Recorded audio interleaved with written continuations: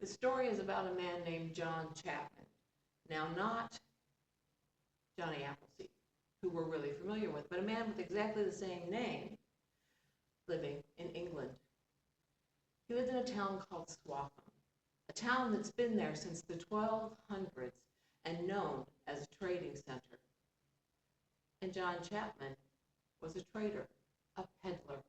He was kind and he was helpful. He wasn't rich, though. He and his wife and his children, though, did have a house of their own, and that house was surrounded by a nice white fence, and there was a huge oak tree in the yard. Now, as I said, John was kind, to the point where it sometimes annoyed his wife. For if a young girl might come over and say, John, would you look at your pack and let me know if you have a blue ribbon? My mother just got me a brand new blue dress, and I'd love to have a ribbon to put in my hair. John would look, and more often than not, there would be a ribbon, and he would hand it to the little girl, knowing she had no money. But watching her eyes light up, watching her move her hair around as she could feel the ribbon she put in it, and he would just let her have it. No money. As I said, that annoyed his wife. But what annoyed his wife more was one morning when he woke up and he said, Dear, I had a dream last night. And in that dream, a man in a red coat walked right up to me and said I needed to go to London and I needed to walk on London Bridge for 3 days. And at the end of 3 days, I would hear something magnificent, something wonderful. And his wife laughed and laughed. We don't have any money for you to go to London. It's a 5-day walk. There's no horse that you can have, and there's not a lot of food I can give you to take with you. No, you're not going anywhere. And John said, yeah, I guess you're right. Well, John had exactly the same dream the next night. And again, his wife said no. But when he had that dream the third night, his wife said, okay. And John took his pack and he took his friendly companion dog and they began to walk. 5 days later, they found themselves in London and they walked directly to London Bridge, where John walked slowly up and down the bridge, just kind of listening to see what people were talking about, seeing what he could hear that might be magnificent to hear. But there was nothing. And he and the dog slept in a little wooded area on the edge of town that night, got up the next morning, and again walked back and forth.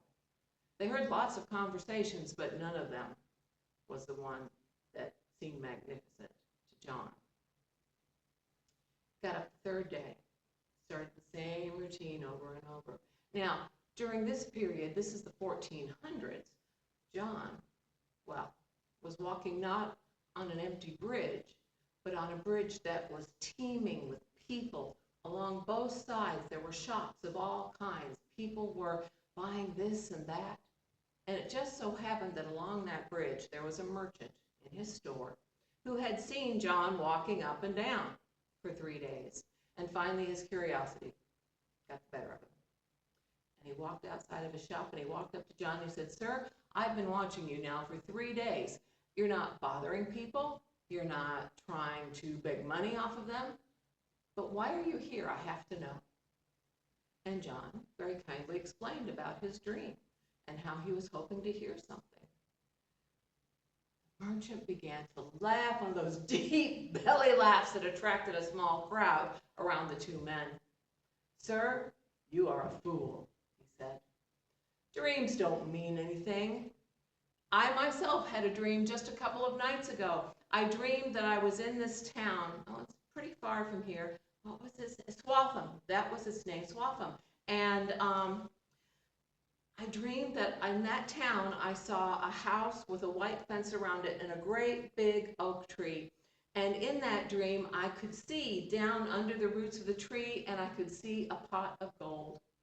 Now, if I believed that dream, I'd be on my way to Swaffham. I would be on my way to get that gold, but it's a stupid thing. It's a dream.